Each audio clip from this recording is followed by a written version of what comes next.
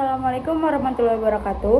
Perkenalkan, nama saya Vicky Fadila dengan NIM 2307066. Di sini saya akan mempresentasikan hasil UTS Mesin Learning saya yang berjudul Smart Economy untuk Mikro Kecil UMKM Bidang Kuliner di Kota Bekasi.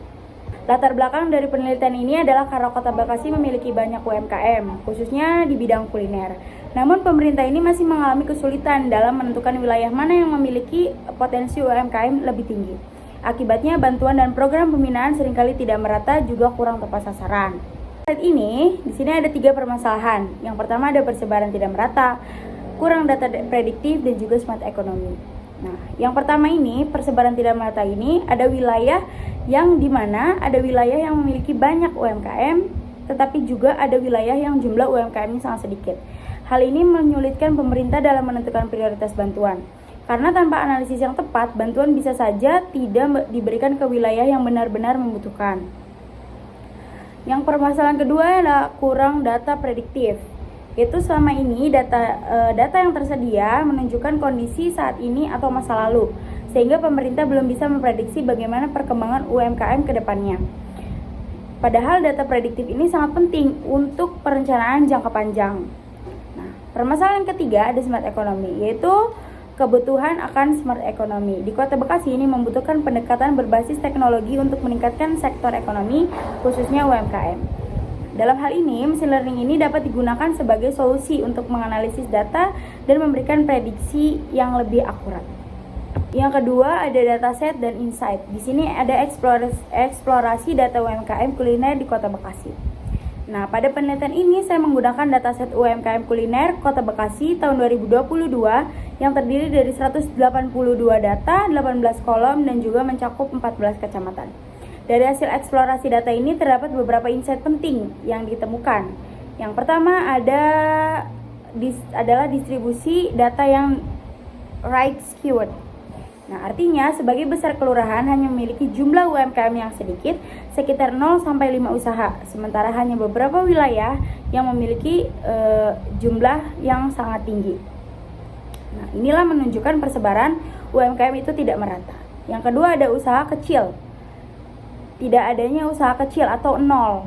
Nah, dalam dataset ini semua nilai usaha kecil ini bernilai 0, yang berarti tidak ada UMKM kuliner skala kecil. Yang selanjutnya ada dominasi usaha. Rata-rata usaha mikro ini sekitar 5 per kelurahan, sedangkan usaha menengah itu hanya sekitar 1 sampai 2. Ini juga menunjukkan bahwa sebagian besar UMKM masih berada di tahap awal dan belum berkembang ke skala yang lebih besar. Slide selanjutnya ada pre-processing dan algoritma machine learning, metode dan modelnya. Pada tahap pre-processing ini saya melakukan beberapa langkah penting sebelum data digunakan dalam model machine learning. Pertama itu saya membersihkan data dari karakter yang tidak diperlukan seperti new line agar data menjadi lebih rapi. Yang kedua, saya memastikan bahwa tidak ada missing value sehingga data bisa langsung digunakan tanpa perlu imputasi tambahan. Yang ketiga ada label encoding. Pada nama kecamatan menggunakan label encoding agar data kategorikal bisa diubah menjadi numerik. Selanjutnya saya melakukan normalisasi menggunakan standar scalar agar semua fitur memiliki skala yang sama, sehingga model tidak bisa terhadap fitur tertentu. Kemudian data yang keenam, data dibagi menjadi 80% data latih dan 20% data uji. Oke. Nah, untuk model di sini saya menggunakan 3 algoritma, yaitu linear regression sebagai baseline, random forest untuk menangkap pola non-linear, dan gradient boosting untuk memiliki performa lebih baik dalam menangani data kompleks. Di sini ada evaluasi model. Pada tahap evaluasi ini saya menggunakan beberapa metrik seperti MAE, RMSE, dan juga R-squared. MAE dan RMSE ini digunakan untuk mengukur seberapa besar error dari prediksi model, sedangkan R-squared ini ditunjukkan untuk melihat seberapa baik model menjelaskan variasi data. Dari hasil yang diperoleh, model gradient boosting ini memiliki performa terbaik dengan nilai R-squared sebesar 0,9943, yang berarti model mampu menjelaskan sekitar 99% variasi data. Selain itu, nilai error yang dihasilkan juga sangat kecil, sehingga prediksi yang dihasilkan cukup akurat. Sementara itu, linear regression memiliki performa paling rendah dan menunjukkan indikasi overfitting. Hal ini juga menunjukkan bahwa hubungan antar variabel dalam data bersifat nonlinear itu sehingga model lebih kompleks seperti gradient boosting ini dan lebih cocok digunakan. Perbandingan model dan overfitting. Di sini dari tabel yang bisa dilihat terlihat bahwa random forest dan gradient boosting ini memiliki performa yang jauh lebih baik dibandingkan linear regression.